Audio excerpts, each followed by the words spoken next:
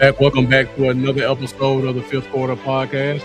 I'm your host, Marcus Jones, the Blood Cowboy, coming to you live from Memphis, Tennessee. And we're continuing our training camp discussion. Today, we're going to talk about a little bit of what's been taking place so far in practice. And then we'll go ahead and do some 53-man roster looks on the defensive side of the ball. Give you guys my thoughts on who we have on the team, who I think makes it, and who's on the bubble. As always, this show is interactive, so please feel free to get in the comments. Let me know your thoughts about anything we're talking about. Before we get started, I want to apologize. Had some technical difficulties, so I was a few minutes late, but we're here, and we're ready for a strong 1-hour show to talk about training camp.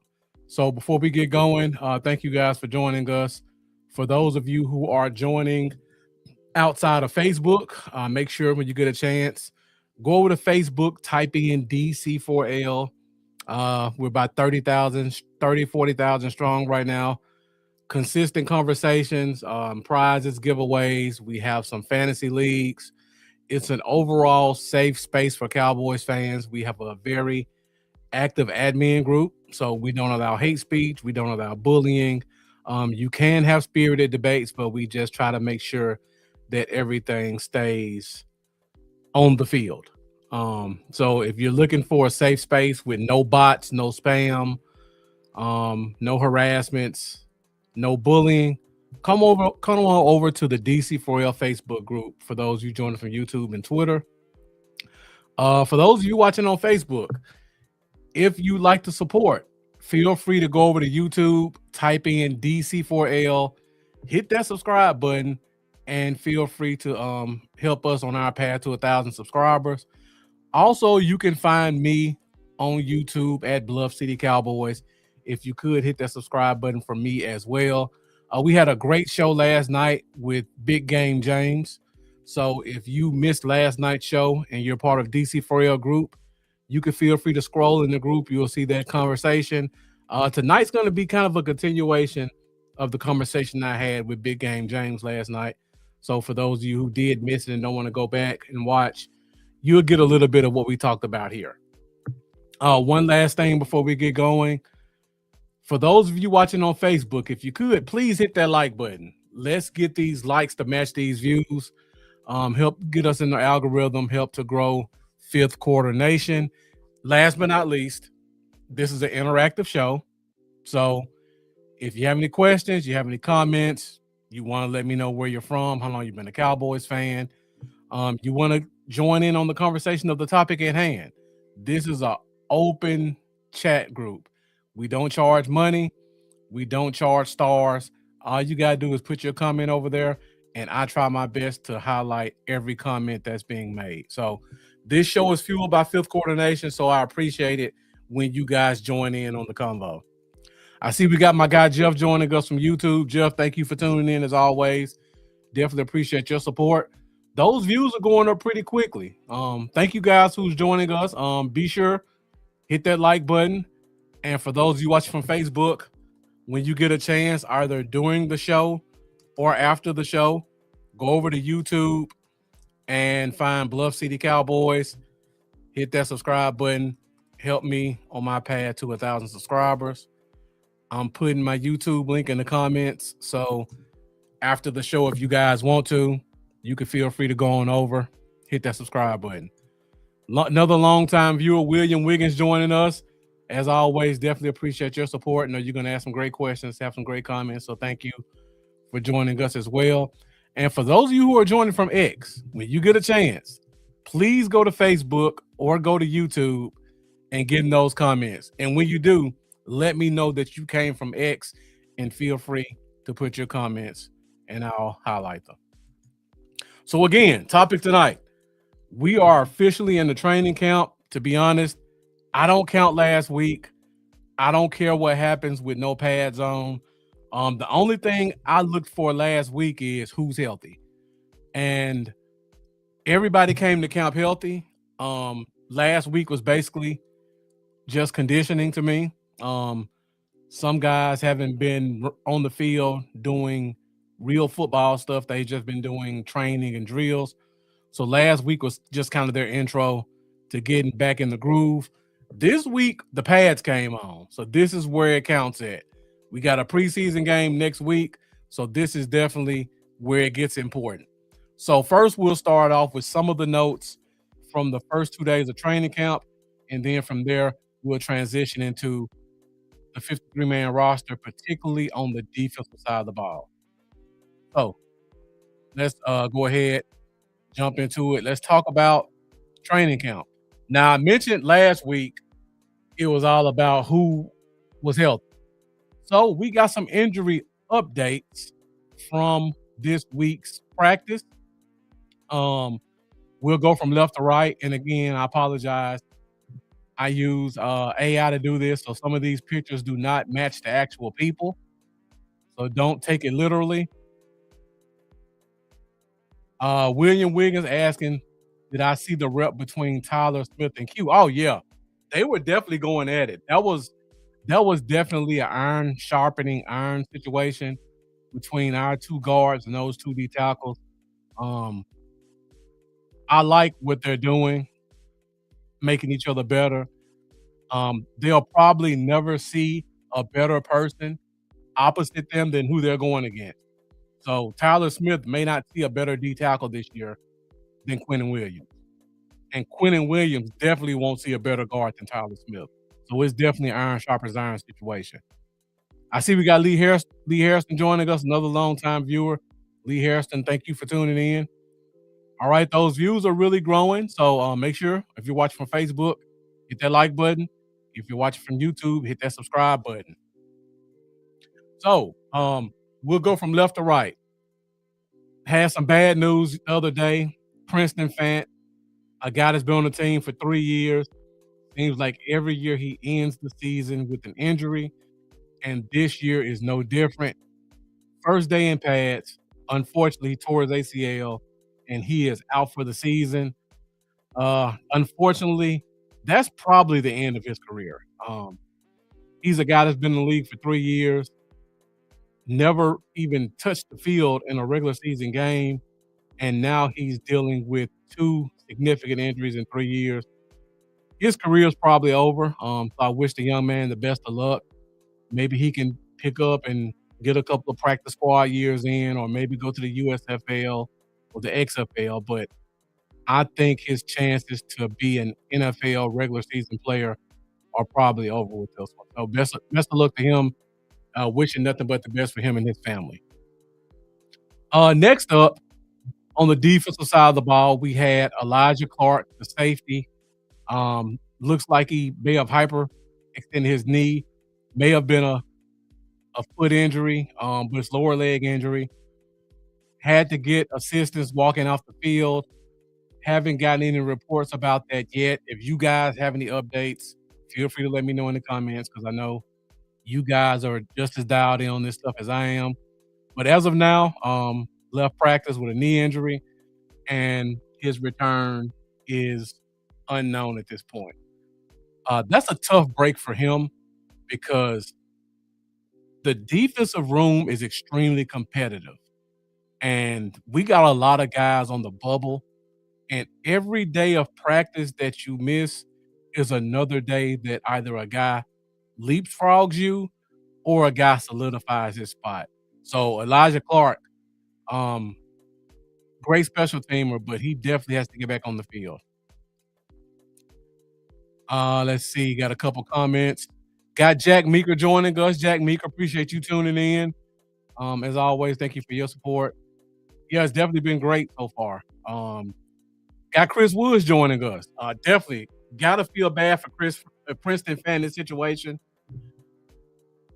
Like I said, his career is probably over as a NFL player. Yeah, absolutely.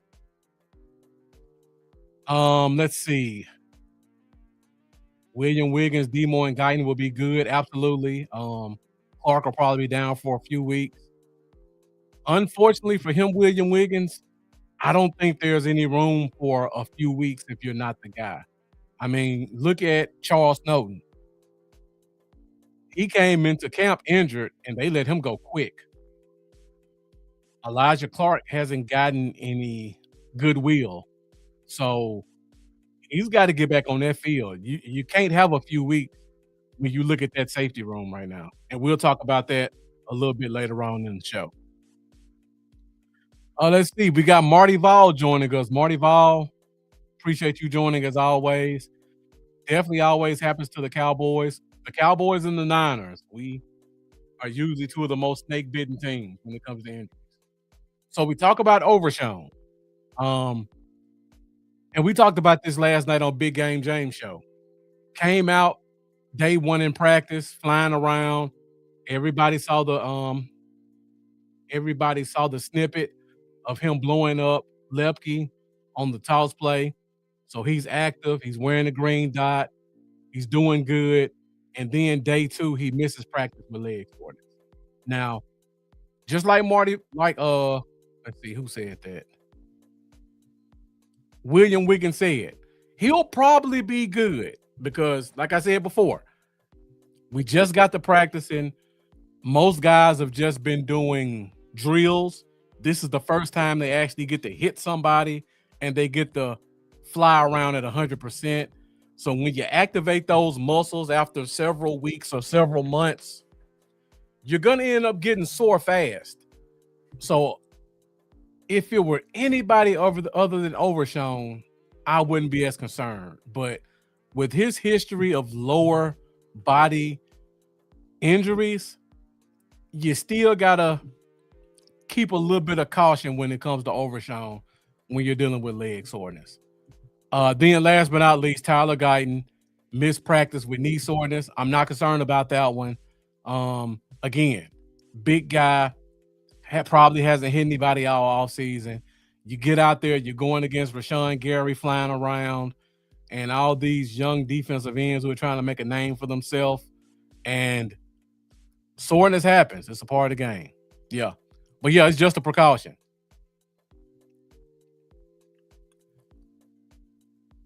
All right, so that's pretty much all the injuries.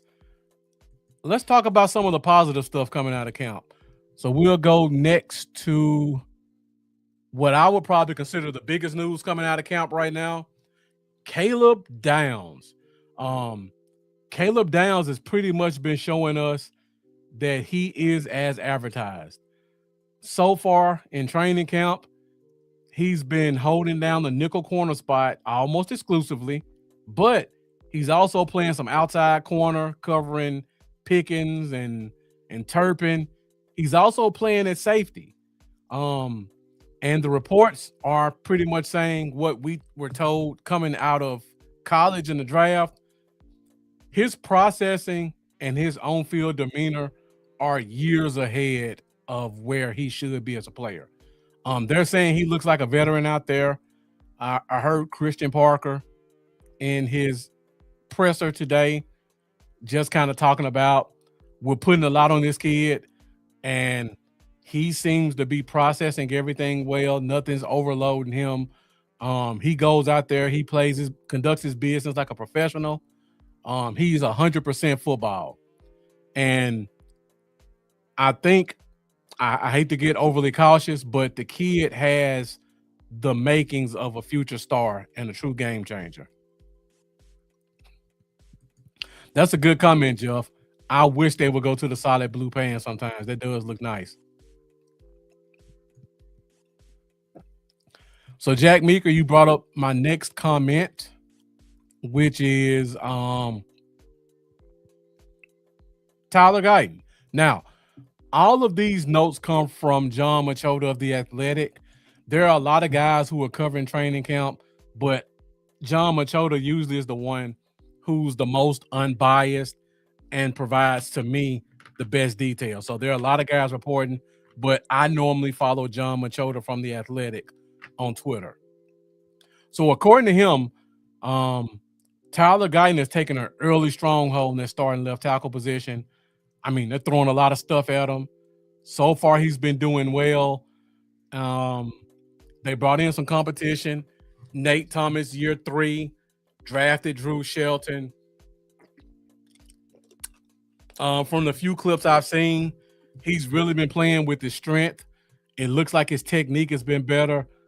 Um, let's hope that transitions into the regular season. But for right now, we have nothing but positive notes from Tyler Guyton protecting Dak's blind side.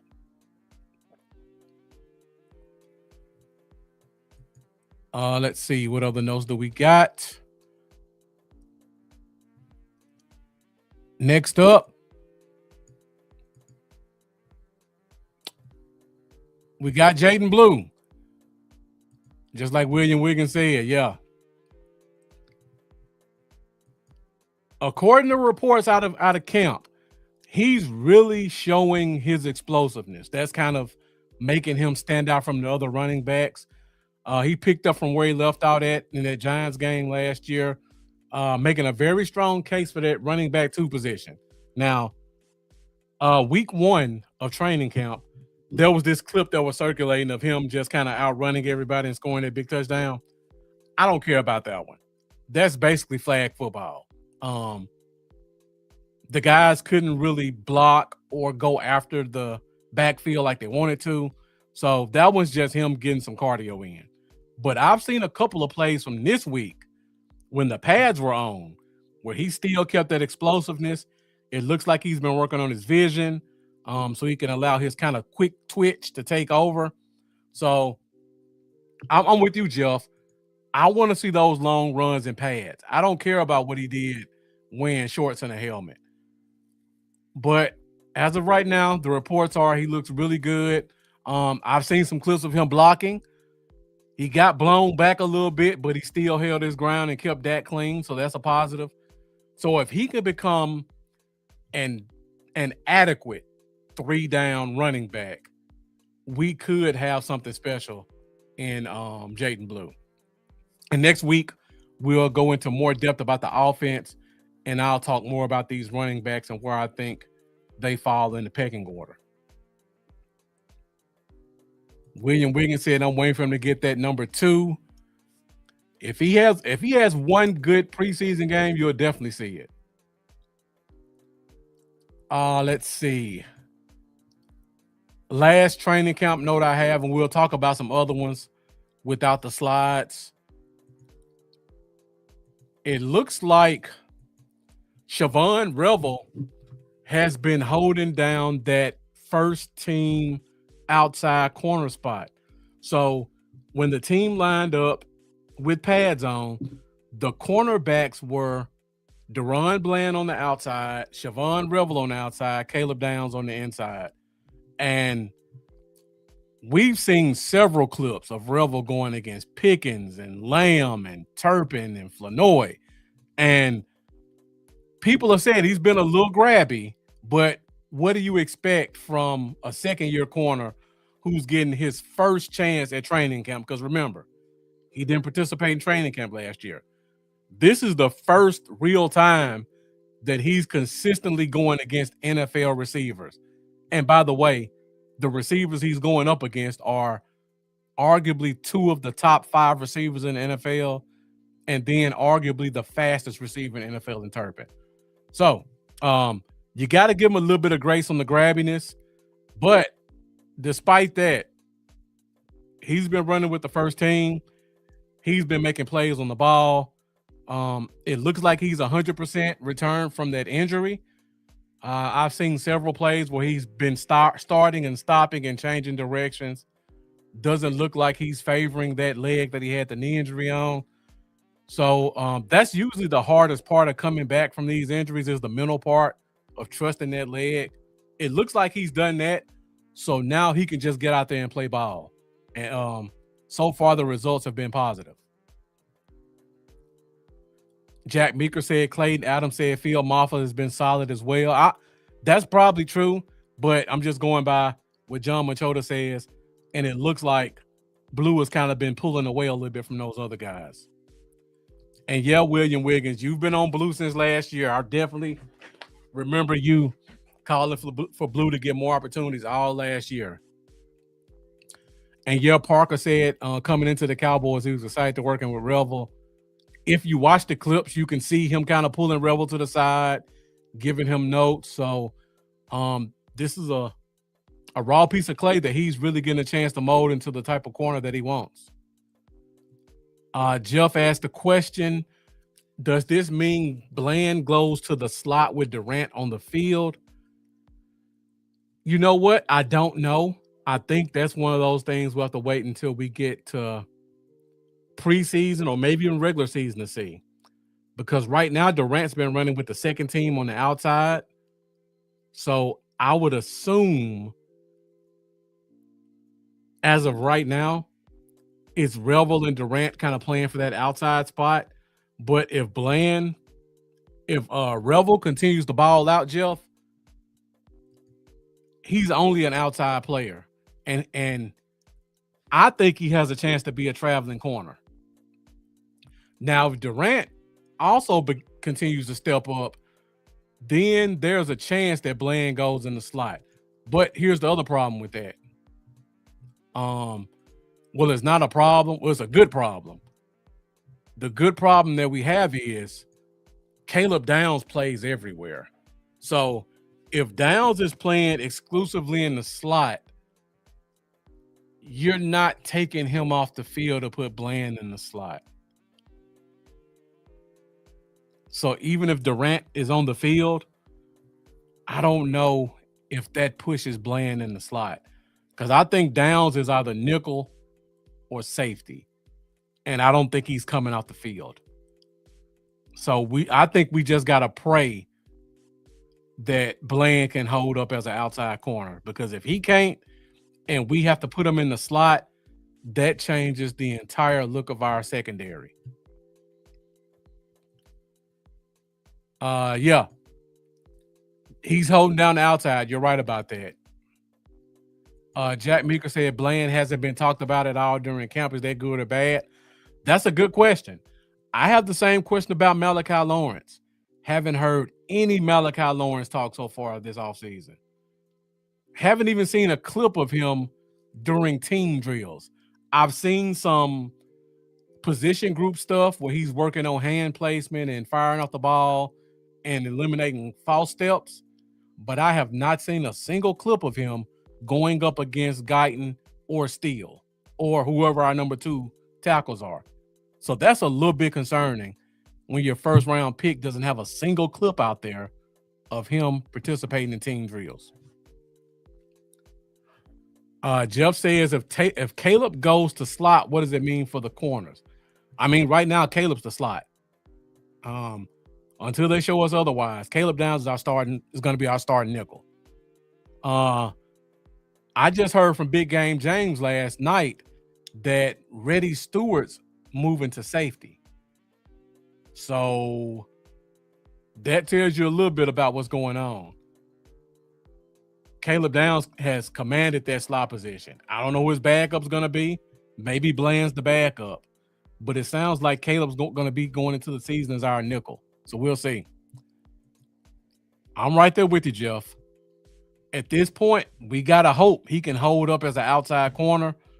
We got to hope that a guy like Revel or Bland can travel with the other team's best receiver, and that allows Revel or Durant can travel with the other team's best receiver, and that allows Bland to kind of cover the number 2 receiver. But if not, and Bland wets the bed at the outside corner, it's going to be interesting to see what this team does, because I think Downs isn't leaving the field, like I said before. All right, guys, we're at the 25-minute mark. I see those views are still going up, and those likes are matching those views, so thank you guys for that. I see we got quite a few people who gave us some Facebook likes. Londerek, Shannon, Neil Dunn, Ashley Rollins, Jacobs. Thank you guys for those Facebook likes. Tracy Johnston. Feel free to get in the comments and let me know what you guys think about what we're talking about. I see we got Jeff Pop joining us, another long-time viewer. Thank you, Jeff Pop, for joining. You haven't missed much, Jeff Pop. All I did so far was just go over some of the training camp notes from John Machota. Jeff said your highest paid corner covering the number 2 receiver. I mean, at this point, if it works, it works. You can't. We got a new coaching staff. You can't really take money into consideration because luckily for us, these coaches are putting the best guys on the field. So they're not taking money as a factor on who should play and who shouldn't. And if Bland just happens to be our number 2 corner, but he's the highest paid, if that means the other guys are playing better than him, we just got to roll with the punches and see what happens.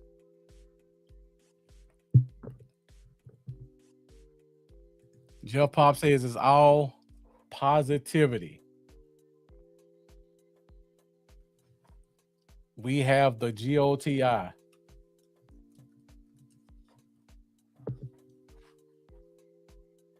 So if you guys aren't familiar with that, Dak came out and said GOTI, we have the greatest offense there is. That's kind of what that stands for.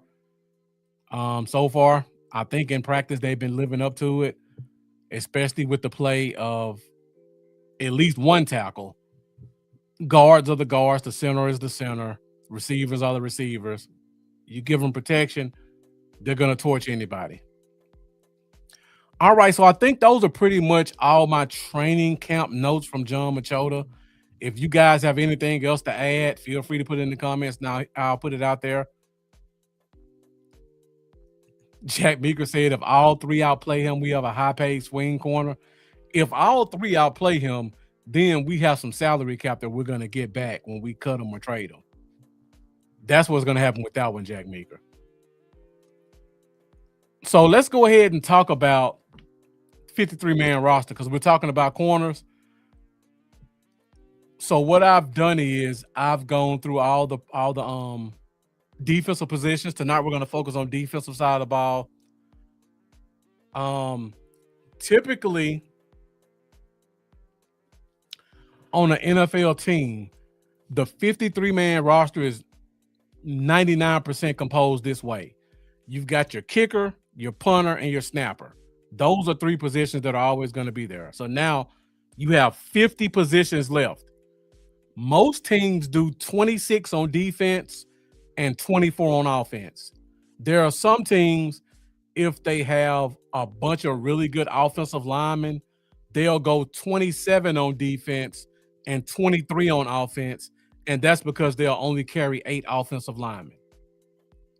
At this point, I think this team is leaning more towards the 26 defense, 24 offense. So we'll just kind of go with that one because 90% of teams do that, unless it's a team, again, that has some really good offensive linemen or their top 4 receivers are just amazing and they only have to carry 5, or they have a really good starting quarterback and a really good backup, and they don't even care about carrying the 3rd quarterback, and they just keep a guy on the practice squad. Those are usually the only 3 scenarios where a team will go 23 on offense and 27 on defense. So for the purpose of this conversation, 26 on defense. So we'll go through each position one by one, and typically this is usually how teams make up the defense. So if you guys have any questions, you want to interject, feel free to interject. We'll start from, I like to go inside out. So we'll start at the D tackles and we'll work our way back. So let's start off with the defensive tackle position. Now, again, this is arguably our deepest position with talent. We have 6 guys with extensive NFL experience. 5 of these guys who are in the 5 projected spots, all of these guys are, in my opinion, NFL starting defensive tackles. Let's see. Before we get started, Jeff Pop asked a question, so is Flournoy legit? That's another note that came out. Ryan Flournoy has seemed to earn the trust of Dak Prescott, and he solidified himself as that wide receiver 3. Those are the reports we're hearing so far, but we'll see how that goes when we go into next week against the Rams in joint practices. All right, so defensive tackle. most teams normally only keep 5 defensive tackles. For some teams, it's 4, but because we're running a 3-man front, you have to carry that 5th defensive tackle for a solid rotation. So I got 5 projected roster spots. And again, Quinnen Williams is a lock. Kenny Clark is a lock. Ogbonia is a lock. I think Jay Toia is a lock. And then Jonathan Bullard, I think, is a lock because our defensive line coach, Marcus Dixon, came from Minnesota, where Jonathan Bullard played at. Jonathan Bullard also played with the Saints under their defensive coordinator name escapes me right now, but he runs that same Fangio scheme, their defensive coordinator. So he already knows the scheme. He started for several years. He has familiarity with our defensive line coach. I think our 5 defensive tackle spots are locked in. So now we got 4 guys on the bubble, and all three of the 4 are rookies, and then we got Tyrus Wheat. Now, Tyrus Wheat is a core special teamer, so that may give him a leg up on some of these other guys. But if we only keep 5, I don't see a chance of anybody on the bubble overtaking any of these guys at the top. So I think this is probably going to be the easiest position to determine who you're going to have on your final 53-man roster. I see William Wiggins agrees with me on this one. Let's see if you guys continue to agree as we keep moving forward. All right, so we talked about defensive tackles. Let's talk about these edge rushers now. So, in terms of the edge rush position, I think I put 5. I think we're probably going to keep 6 right here because we're going to have a rotation again. We run a 3-4. I think we're going to keep 6. So I think 4 of the 5 on the top are locks. I know Gary's a lock. Ezra Raku's a lock. Malachi Lawrence, first round pick, is a lock. And then I also feel like James Houston is going to be a lock because that kid just balls out. Now, I put Sam Williams in the 5th spot. This one is this one's all on him. If he keeps his nose clean, if he doesn't make bonehead plays, the athleticism is going to shine. So if he pays attention in the classroom and he allows that to transition on the field, there's no chance he doesn't make the team. But it's all on him above the shoulders. So these are my 5. Now that I think about it, I think it's going to be 6. So let me know in the comments, who do you guys think is the 6th guy? Is it Isaiah Land? Is it 5th round pick LT Overton? Or is it Maris Leofau? So William Wiggins came back quick and said, I think Overton makes it. If we keep 6, I think it may be Leofau over Overton. Because one, this defense is all about speed and explosiveness. And I don't know if Overton has that same explosiveness as Leofau. I know he doesn't have the same aggression.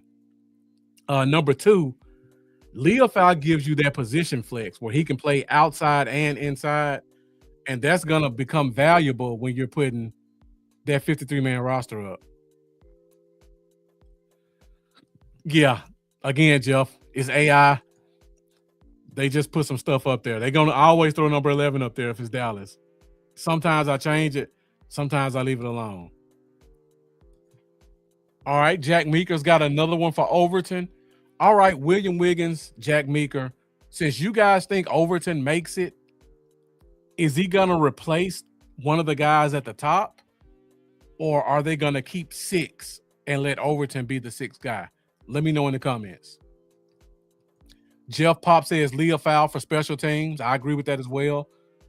I didn't even talk about Leofau in special teams, but he's probably going to be one of your top 3 special teams guys. So that alone is going to give him a better chance than the other guys to get a roster spot. If I were making a guess, I would say we keep 6. Jeff says keep 6 and Overton is the 6th. William Wiggins says 6.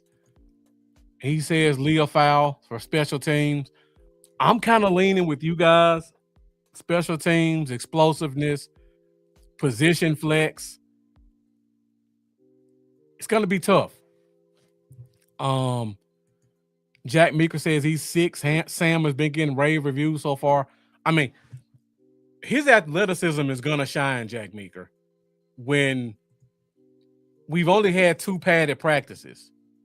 When you put him out there without pads on, he's going to flash consistently. So we got to see him some more in pads. We got to see him some real game scenarios to see if he does or doesn't make any bonehead plays. But so far, I think he's got a good shot.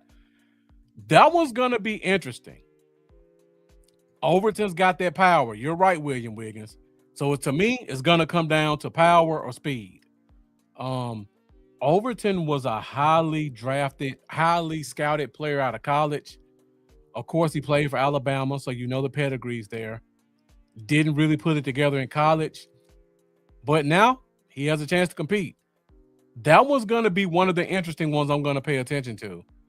And I see we got Stephen White joining us. Appreciate you joining us as well.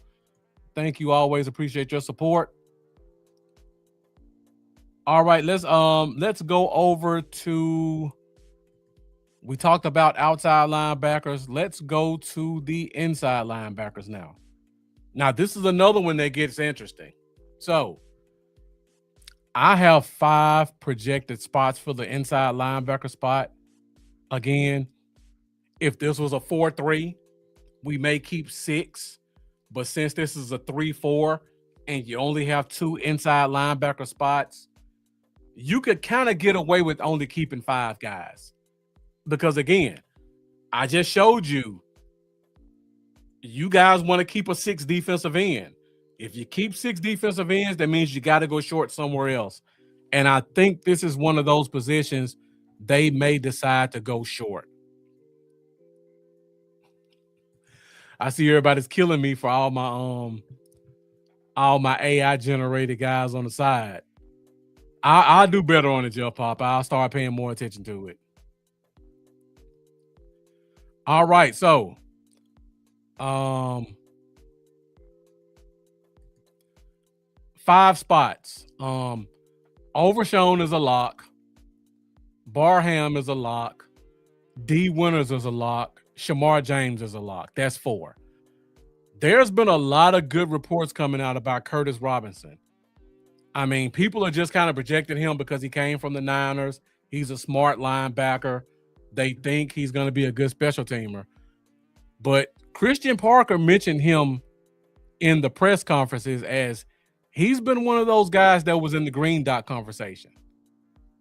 So if he is getting green dot opportunities, that means they really like him. So I think he's probably a lock for that 5th spot.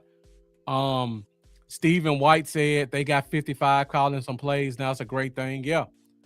All the guys at the top, the 5 guys, according to reports, they've all worn the green dot in practice. So they have a lot of respect for all 5 of these guys as potential Mike/Will linebackers.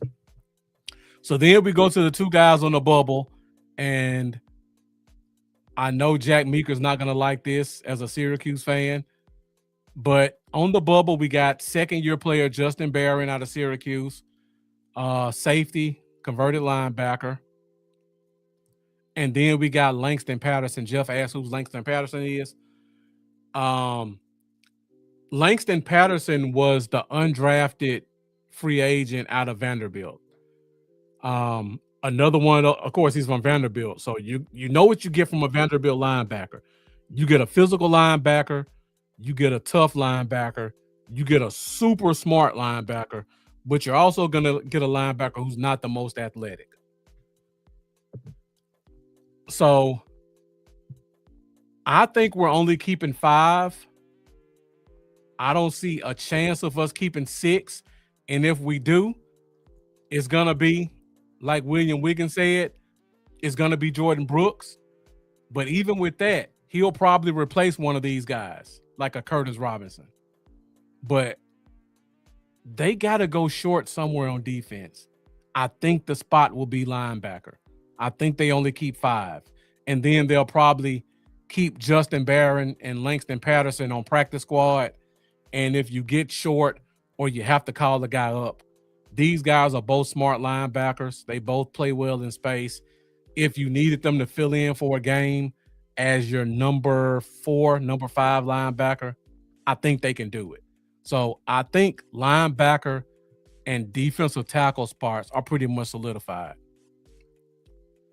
William Wiggins says, I definitely don't let everyone walk. We always got to give rooks a chance, usually.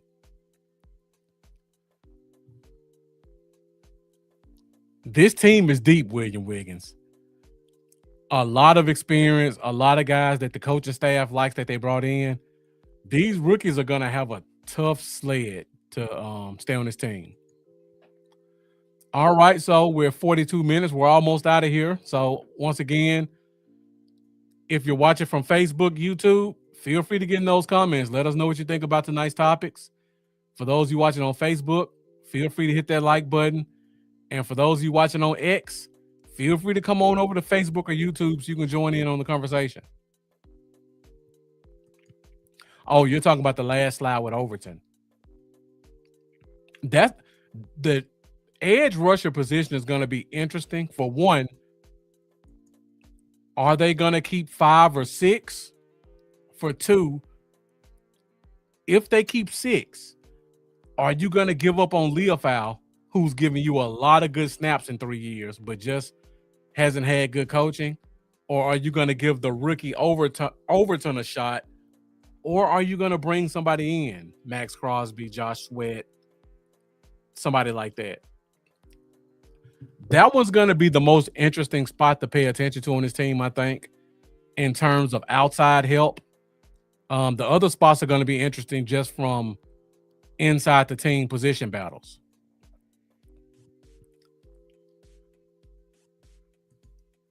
Stephen White, who is Slammy? I don't know who Slammy is.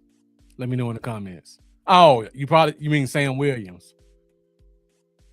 I'm assuming that's what you mean. All right, so let's go to the cornerback. Now let's go to safety position. We'll save cornerback for last. All right, let's go to the safety position now.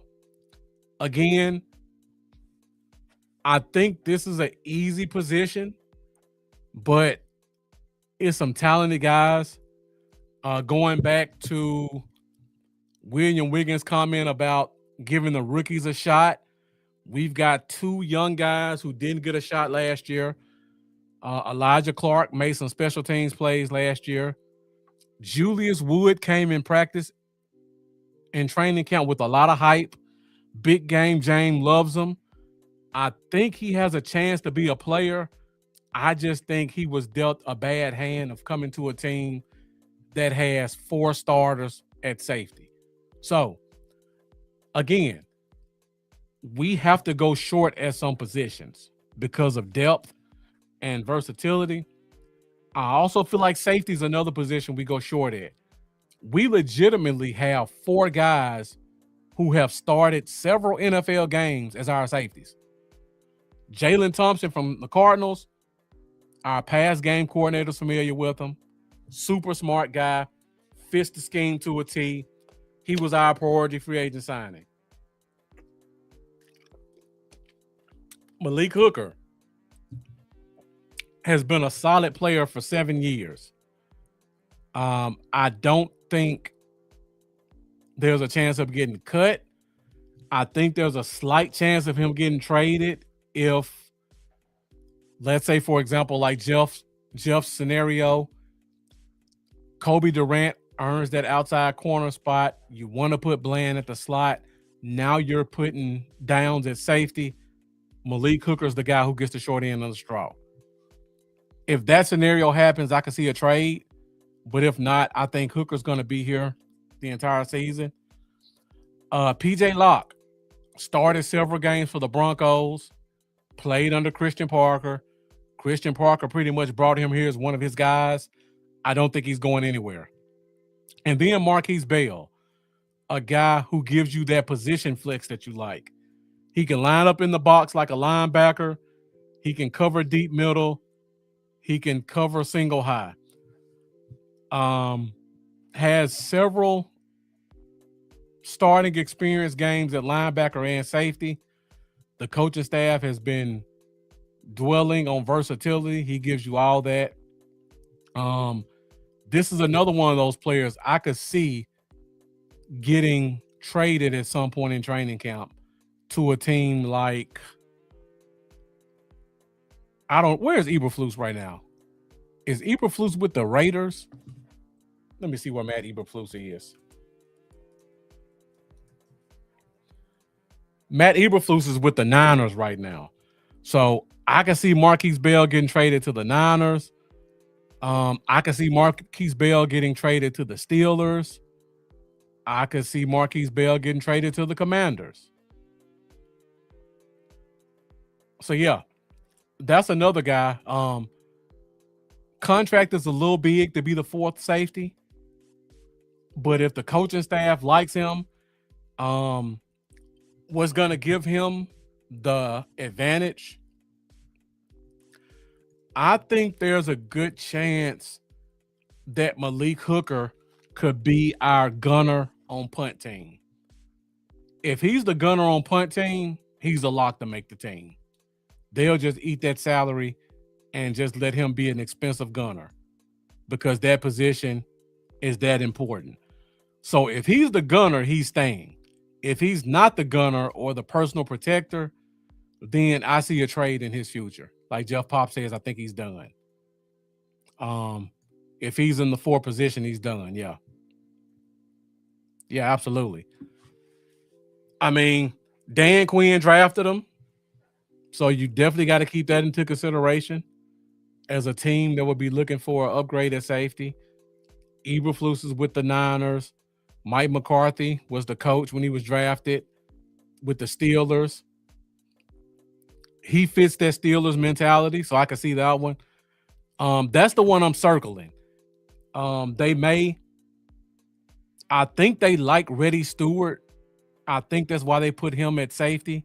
So I could see them going Reddy Stewart as your 4th safety / nickel corner. Because again, their position flexibility. Elijah Clark is hurt right now. We talked about that earlier in the show. Your best ability is availability. And if he's out for a few weeks, we could just take him off the bubble and just go ahead and put him on the practice squad because he'll get cut and he definitely won't get picked up by anybody else. Julius Wood is a bit of a wild card. Didn't get a chance to show much last year. A lot of people that I trust says he has the talent. We just got to see if that talent can step up and show us something in the game. I don't think we're going to see Locke, Hooker, or Thompson in preseason. So I think we're probably going to see a lot of Bell and a lot of Julius Wood. So if he has it, we're going to get a chance to see it.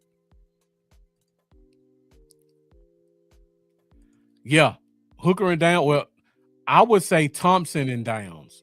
Don't sleep on Jalen Thompson. That guy is really, really good.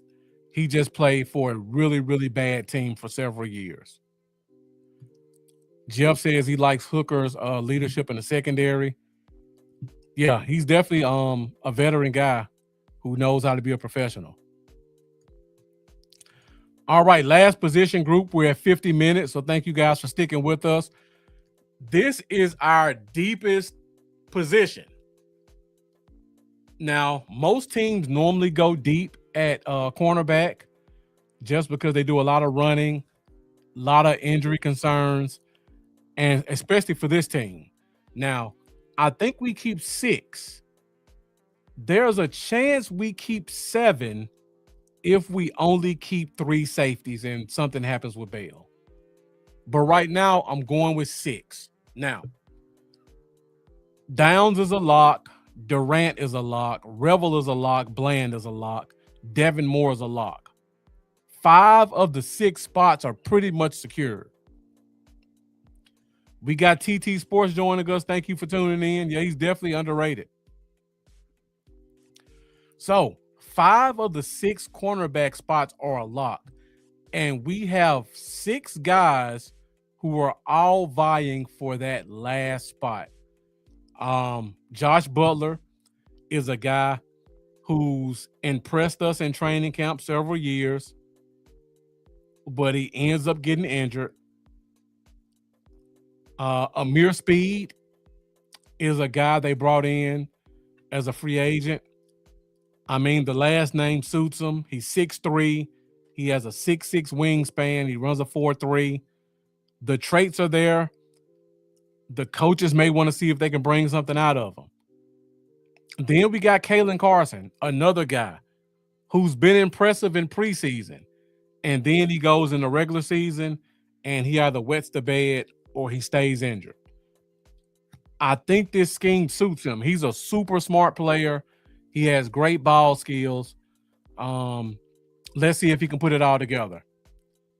Darion Kendrick, a veteran, tough-nosed guy, special teamer, can play inside and outside and play a little bit of safety. Comes from a championship pedigree team, played for the Rams last year and the Seahawks. So he knows what it takes to win. Has a little bit of injury concern, but again, we're talking about the 6th corner spot. You can have a little bit of injury concern at the 6th corner spot if you like a guy. Then we got Reddy Stewart. We talked about him earlier. He's the only true nickel corner on that bubble. They've moved him to safety, so now he has some position flex.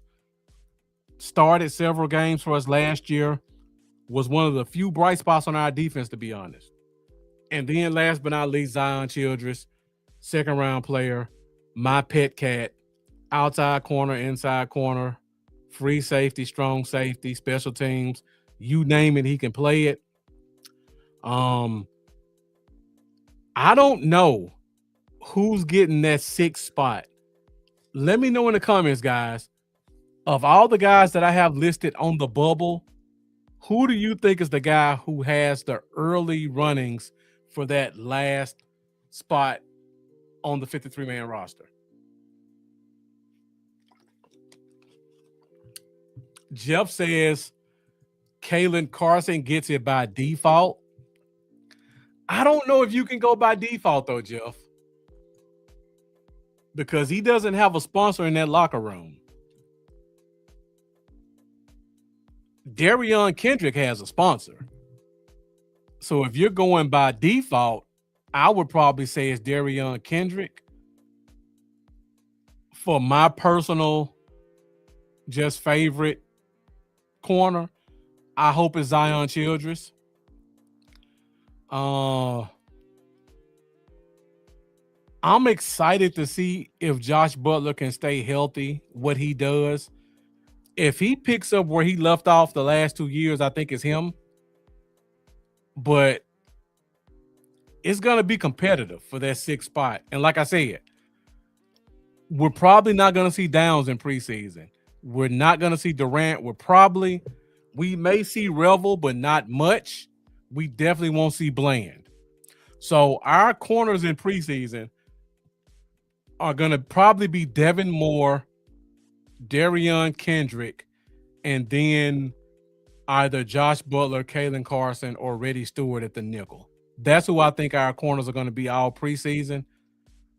And all these guys on the bubble are going to get a ton of playing time. These 6 guys on the bottom are probably going to play at least a half every game. So that best man up, next man up is going to be evident quick. Stephen White says Speed 4-3 and 9. Jeff says Speed and Kendrick can easily be on the practice squad. I agree about Speed. I don't know about Kendrick. Kendrick, he's played for 2 good teams. He has a ton of starting experience. He's known for being a physical, feisty corner. If he gets cut, I don't know if he clears waivers. Speed definitely clears waivers.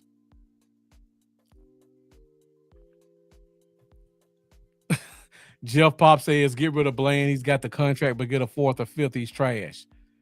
If these other guys step up, Jeff Pop, you never know what can happen. All right, so it looks like you guys feel like Carson is going to be the guy who gets that last spot. Looks like everybody's kind of on that same thought process. William Wiggins says Stewart or Childress. Jeff Pop is extremely sick of Bland. Let's see, any other comments? Jeff says Kendrick was on the street 4 weeks ago. That's true. But he was on the street with a Super Bowl ring. So you got to take that into consideration.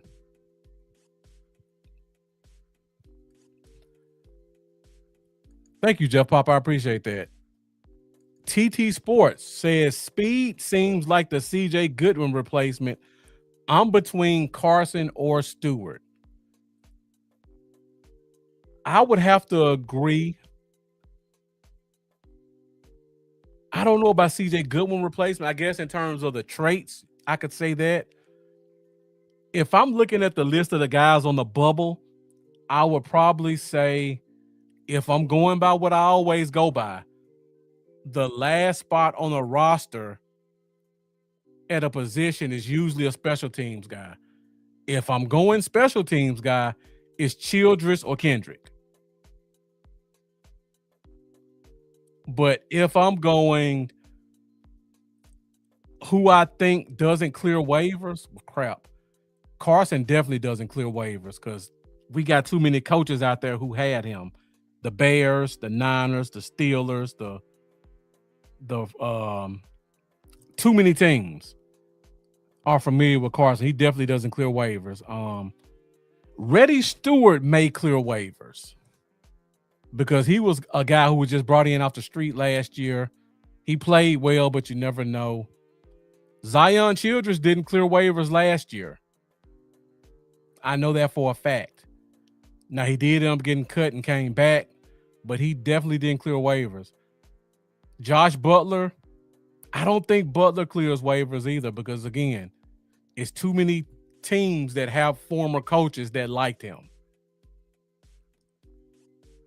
So if I'm going by who doesn't clear waivers, it's between Kendrick, Carson, and Butler.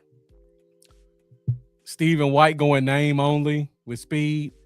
That's going to be an interesting one. Do you go with the special teams guy? Do you go with the guy you want to keep because he doesn't clear waivers?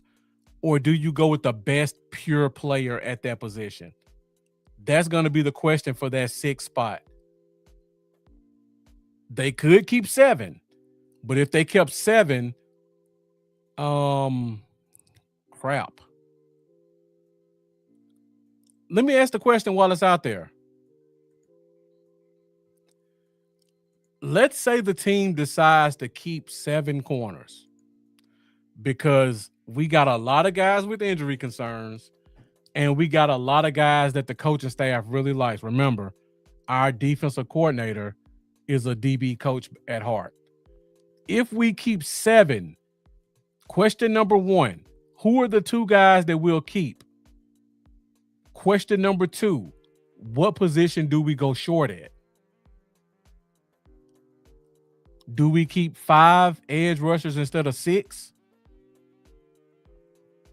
Do we keep 3 safeties instead of 4? Where do we go short at if we keep 7 corners? And who do you think those last 2 corners would be? I'm just curious. Jeff Pop says, is Revel completely healthy? Well, if you pay attention to training camp, Jeff Pop, he's been out there practicing with the first team. He's been covering Lamb and Pickens and and Flournoy and Turpin, and he's been doing well. So I would assume right now that he's healthy. It looks like he trusts that knee. He hasn't been afraid to stop and start or change direction. So I think he's back. Jeff says Carson and Zion. Okay, I can see that. I can see that. Boy, you guys really like Carson all of a sudden. That wasn't the case a month ago. All right, somebody else, let me know in the comments. If they decide to keep 7 corners, which we've done before, who are the 7 guys that we keep? Because to be honest, let me go back to this safety group again.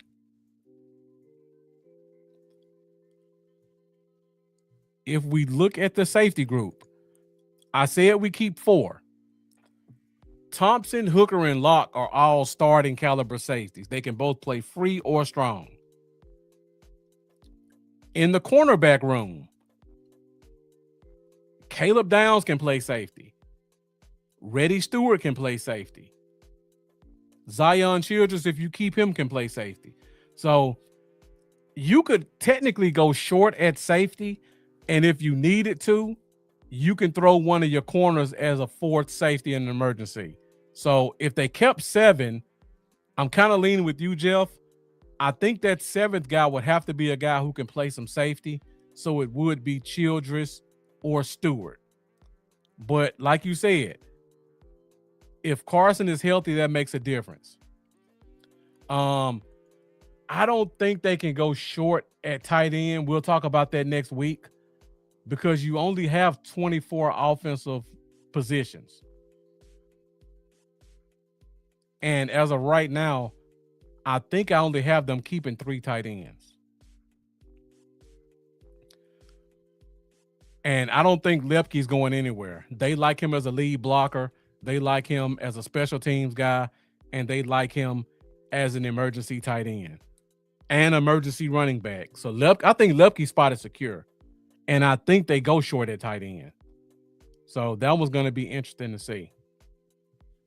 TT Sports says I would go 5 edges in a 3-4 scheme, going 5 edges. I wouldn't be upset about that because going back to what I said before, I have them with 5 right now. Now, if they're able to make a trade and upgrade the James Houston or Sam Williams spot, I'm perfectly fine with keeping 5. But if this is what we go in the regular season with, I think you got to keep 6 because you just don't know what you got. All right, we're at 1 hour, 4 minutes. Let's go to my last slide because we just talked about all these guys on the bubble. Now, these are all the guys I have on the bubble. I don't know why Bullet and Toy are in there. Those are the 4th and 5th guys. Okay. Now, question. I just gave you guys 26 spots. If you've been watching the show the whole time, you have an idea of all the positions.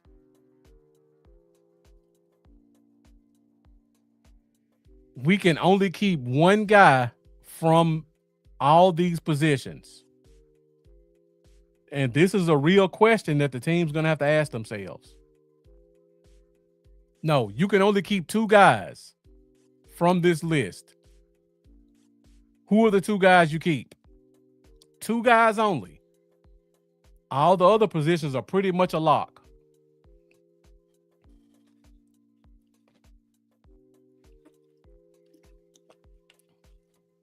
Let me know in the comments. All these guys on the bubble, you can only keep 2. Who are your 2 guys that you're keeping? Stephen White going front 7. He's keeping the defensive tackle and he's keeping the pass rusher. That's interesting.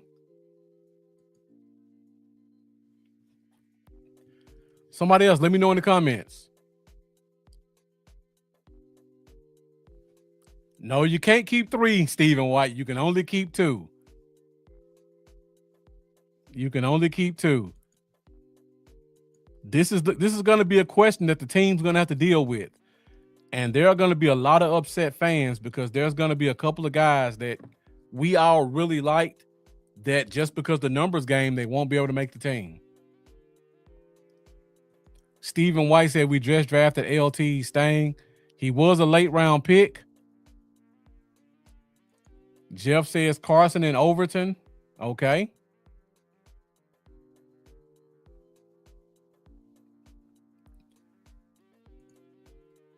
Go back to my defensive tackle group.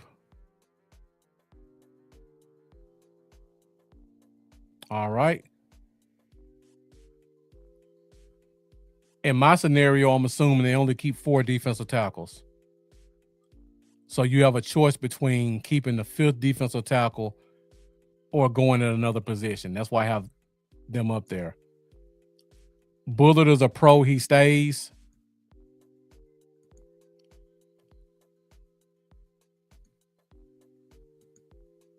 Yeah. It's going to be some interesting cuts being made. I think next week is going to really clear a lot of this up once we get those joint practices with the Rams and then we get that first preseason game. Because right now, we don't know who fits this defense. We don't know who's processing, who's picking it up. From what I've heard in meetings and press conferences with the coaching staff, there are no favorites right now, and everybody is on a short leash. They are focused on teaching in the classroom, being responsible for your assignments, and responsible for the man next to you. And if you can't do that, they're going to put a guy in there to replace you. So I think once we see them against another team where they're not going against the same guys every day and listening in on the other team's offense, we're going to find out who's going to rise to the top and who's going to sink to the bottom. So we're going to follow up next week. We'll talk about the offensive side of the ball. That's pretty much all we have for this week's show. Thank you guys for joining us. Appreciate you guys. You guys really brought it in the comments. So thank you, everybody who was watching from YouTube. You guys were really on point with all your questions and comments. Those of you watching from X, we got to get you over to YouTube or Facebook soon. I would love to hear what you guys think about all of the topics that we are discussing. And those of you from Facebook, DC4L group, I always appreciate you guys supporting as well. Make sure you keep those likes up. Make sure you guys share this also. Share it to your personal page. Share it to your favorite Facebook group. Let people know what we're talking about, and let's spread DC4L Nation even further. See, we got one more question. Thank you, TT Sports. Definitely appreciate that. Appreciate you joining. Great questions. You came in at the end, but you had some really great questions and had some really great comments about the conversation. Yeah, thanks, Stephen White. Appreciate it. All right, guys. So that's pretty much all I have. Feel free. Hit that like button. Hit that share button. If you haven't subscribed, hit that subscribe button. And join me every Wednesday at 8:30 Central Standard Time for the Fifth Quarter Podcast. Next week, the pads will be on again. We'll be doing some joint practices. We'll be gearing up for our first preseason game. So we'll have even more to talk about. Let me just check real quick to see when the Cowboys play week 1. I think they play Thursday, but I'm not sure. Okay. The Cowboys don't play. Sorry, I'm doing it on the fly. It doesn't show when the game's played. Okay, I don't think they play Thursday from what I'm seeing. But they are playing next week. So the pads are going to be on again. We're going to get some joint practices against the Rams. Against the Seahawks.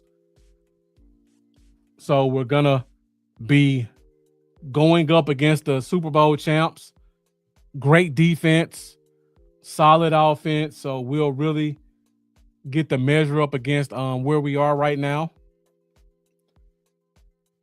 So make sure you guys join us next week.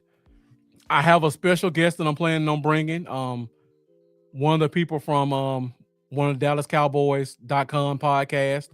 So that guest will be talking about training camp, giving us some of their thoughts on what they've seen, because they are a person who's been on the sideline and have been able to have conversations with coaches and players on an intimate level.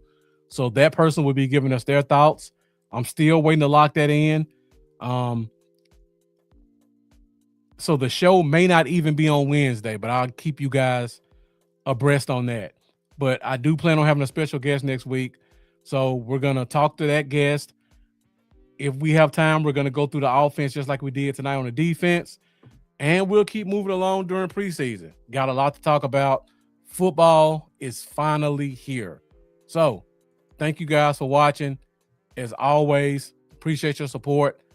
Thank you to everybody who hit that like button, who hit that subscribe button, who got in those comments. You guys fuel Fifth Quarter Nation. Thank you guys for watching. And as always, let's go Cowboys.